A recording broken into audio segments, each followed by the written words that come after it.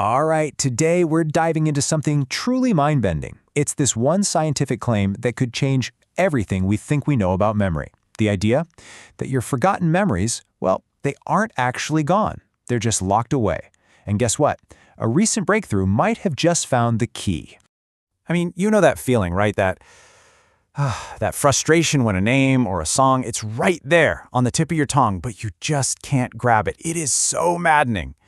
We just assume, oh, well, that memory's gone, faded away. But what if that's not what's happening at all?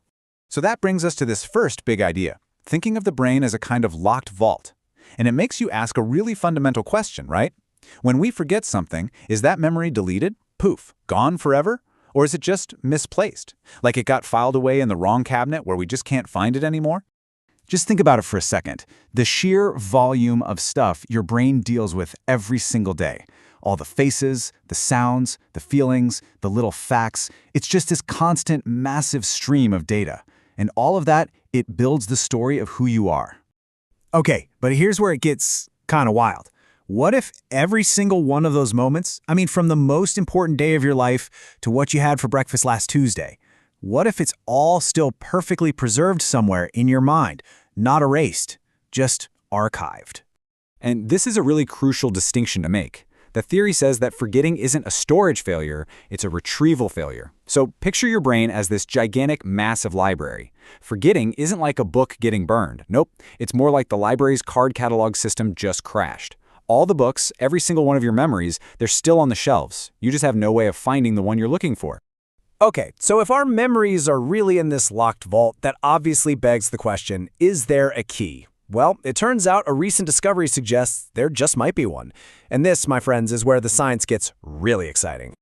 So it all started with scientists studying these super complex patterns in brain activity. They were looking at how different brain waves sync up when people are trying to remember things. And here's the kicker. They weren't even looking for a master key to memory. They were actually searching for a totally different signal.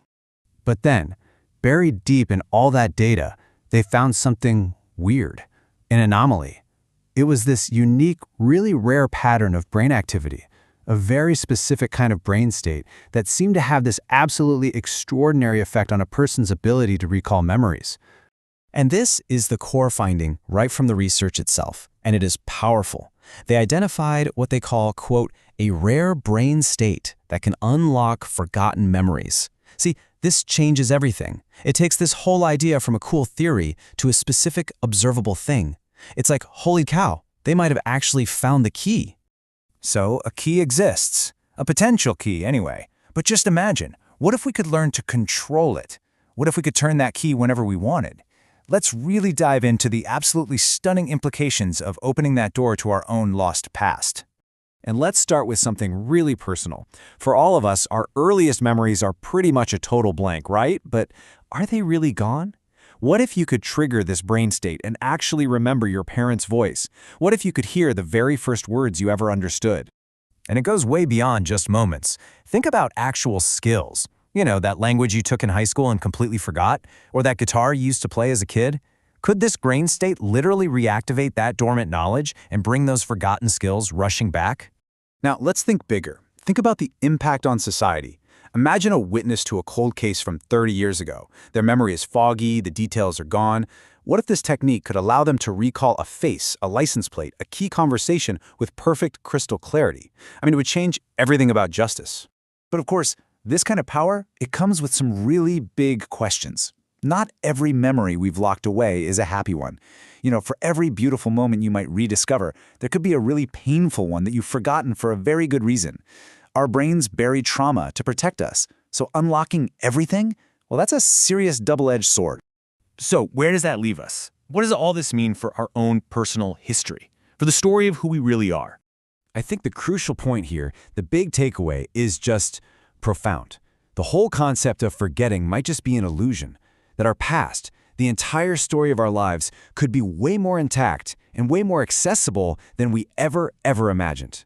And so that leaves us with one final, very personal question for you. If you could hold this key, if you could open that vault and pull out just one single memory that time has taken away from you, what would it be?